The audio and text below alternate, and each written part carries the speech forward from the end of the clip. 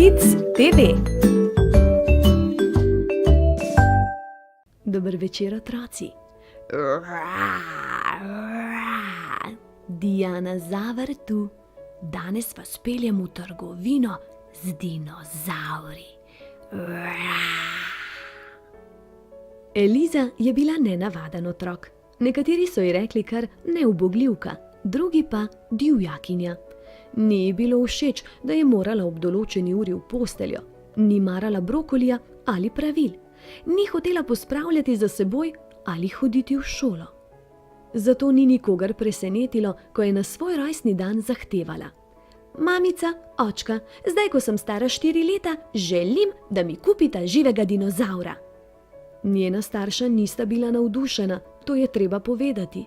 Želela sta si, da bi ju Eliza prosila za zajčka. Vendar sta zatajila svoje strahove in si nadela brezskrben obraz. Gremo, je rekla mama, vem, kje ga bomo našli. Hura, hura, je bila navdušena Eliza in so odšli na vlak ob 10:20. Potem so pohiteli iz postaje vse do velikanskih vhodnih vrat, na katerih je pisalo Trgovina z dinozauri. Pozvonili so, vrata so se na široko odprla in Eliza je pogumno stopila naprej. Najprej jih je pozdravil mož v dolgem žametnem plašču. Ko si je privihal brke, je z nasmehom dejal: Gospod Markun vam je na voljo. Dobrodošli, dragi moji. Naj vam ne bo neprijetno. Pojdite z menoj na čudovito potovanje po trgovini dinozaurov. Slavnostno je odgrnil zaveso. Nevarni in velikanski, je rekel ponosno. Od videnega se vam bo kar vrtelo v glavi. Ste pripravljeni, dragi prijatelji? Potem pa začnimo. Imamo velike, luskaste, dinozaure s kljuni pa majhne in puhaste. Mesojedce z ostrimi nazobčanimi zobmi in močnimi čeljustmi, pa raptorje z ostrimi kremplji.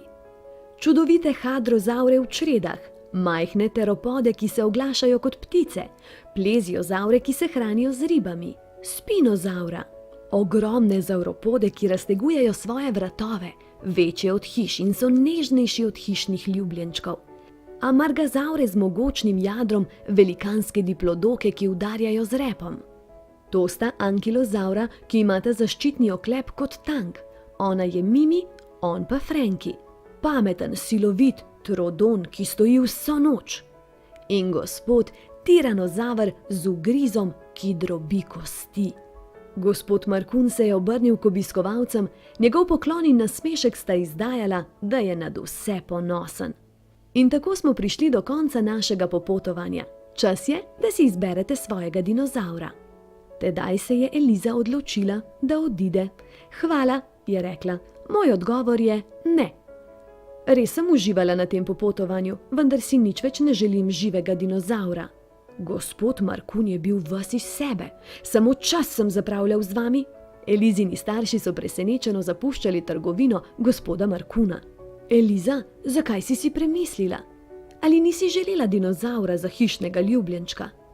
Toda Eliza se je samo nasmehnila. Mislim, da bi bili srečnejši v divjini. Res je, divje živali sodijo v divjino in ne v trgovino. To je to, malčki moji. Že veste, kaj bom rekla? Aha, hitro, hitro oči zaprite, z mehko dekico se pokrite, zjutraj pa se spet k meni vrnite. Objem, poljubček in sladke sanje.